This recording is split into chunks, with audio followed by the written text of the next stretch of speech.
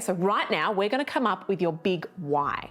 You're going to like this. This is going to be fun, okay? Because here's the thing. In your business, there are going to be things that you're going to come up against, and they're going to be hard, right? Heck, in this course alone, I'm going to be asking you to do things, and my team will be asking you to do things that'll make you feel uncomfortable, right? Things that you'd just rather not do. And as your business continues to grow, you're going to come up across more of this stuff, right? There's going to be more problems, probably sometimes big problems. And like in Free the Founder, we're trying to remove as many of those problems as possible for you, right? But it's not going to be challenge free. I need to give it to you straight. There are going to be times when you're going to be out of your comfort zone in the coming years. Okay, times when you stuff up, times when you make mistakes, times when you misjudge stuff, or when a campaign completely flops, or you lose a really exciting, important sale, right? And that's okay. That's normal. I make mistakes all the time. I stuff up all the time in my business, like multiple times a day. Okay, so it's okay, it's normal, we're human. And the same is true anytime you're trying to master something new. Yeah, like riding a bike, you're gonna have some scrapes.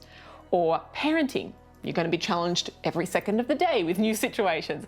We know that, we know anything that's worth having doesn't come easy, right? So I can guarantee you're not gonna get everything right the first time you do everything. Pressure is off, okay? You can breathe, but, and this is the most important thing I need you to hear, listen up. There are going to be times when you get hit hard by business, by life. If we've lived more than 5 seconds, you know this. And at those times, there's a chance that you might lose sight of what's important. Like you might lose sight of why you're doing this whole business thing.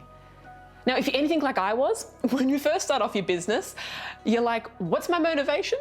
What's my purpose, my big why? It's to make money, right? It's to pay off my 6 credit cards of debt. It's to be able to afford my own home.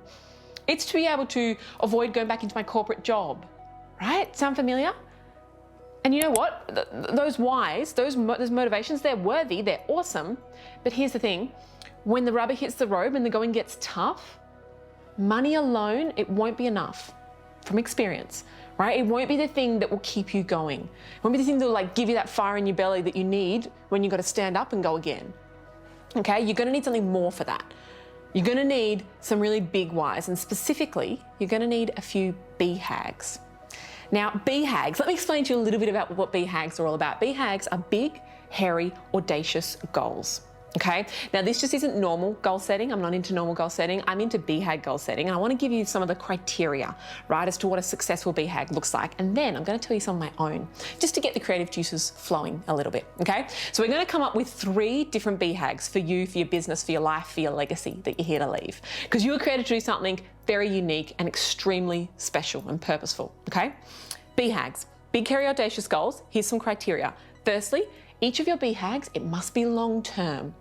Not something that you're trying to achieve in a year's time. I'm talking like a minimum 10-year plan, okay? That's your first goal. It's got to be long-term. Secondly, it's got to be something that you would struggle to explain or have someone else understand. In the sense that when someone else hears you say this, you'd feel a little bit uncomfortable and they'd probably, what? Right? It's supposed to be something that you keep personal and you don't share because it's so audacious. It's so big and it's so courageous, right? That other people would be like, that's cute, good luck, right? We're not gonna share it with other people. Or you can share them with our community, you can share it in our Facebook group. But it's the kind of thing that people that aren't entrepreneurs or people that don't have their own BHAGs won't understand. Just makes you feel a little bit uncomfortable. Now, to achieve your BHAG, it has to be something that will require you to step out of your comfort zone. Something that you haven't done before, okay? Your BHAG has to be something new that you haven't done before that will make you feel a little bit of that tension, because that's the only place where you're gonna grow and be what you were created to be.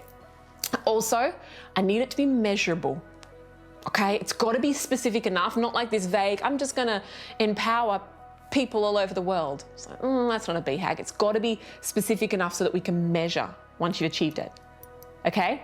And finally, my final rule is that it's got to be stimulating for you. Like, it's got to be exciting. When you think about it, I want you to get just a few butterflies because you're terrified by it, but also a little bit of that gut, oh, this is what I'm here to do, right? This is going to be my impact on my legacy.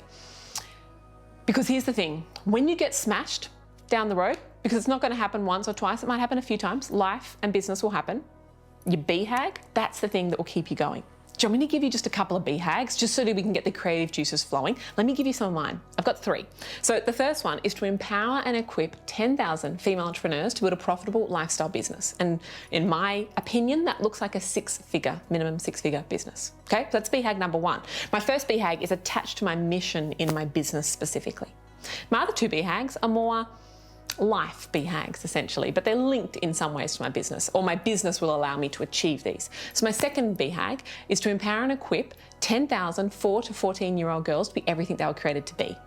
Right, so that mission's already underway, and got some stuff happening in the background on that one. Right, so to empower and equip 10,000 4 to 14-year-old girls who are just like me, crazy, psycho, ambitious young girls to be what they were created to be. And then my third BHAG is more of a financial, what my business's finances allow me to do. And that is to financially fund 50 Aussie families to be able to have a weekly wage so that they can have the impact that they were created to have. Right, so that looks like us funding a weekly wage for a whole heap of Aussie families who, if they had to go and do a job, couldn't do the work that they're currently doing, which is, homelessness on the streets or women's shelters, or all the incredible work that they're having an impact in. So if we can fund that and we can empower the young girlies who are much easier to help than when, we've had years worth of challenges and life thrown at us. And then of course the gorgeous women inside our community here at the Doers Way. So they're my BHAGs. They're the things that keeps me going, because those times when you don't close a sales call and you feel like a failure and you're like, oh, maybe I should just give up, you BHAG, it'll make you stand back up again. All those times when you're like, oh, do I want to grow the business again? You know what? I think I'll just stay where I'm at because it's a little bit intimidating. Those families, that BHAG, that's going to keep me going. That's going to keep me growing and building, right? And being everything that you were created to be. So now's your time to come up with your own BHAGs. They're going to look different for everyone, right? Might be retiring your husband. It might be having some sort of philanthropic or mission-based focus. It might be related to the work that you're doing in your business. Whatever it is, go with your gut, run with it, and let's see what we can come up with. Don't forget to make them measurable and specific enough.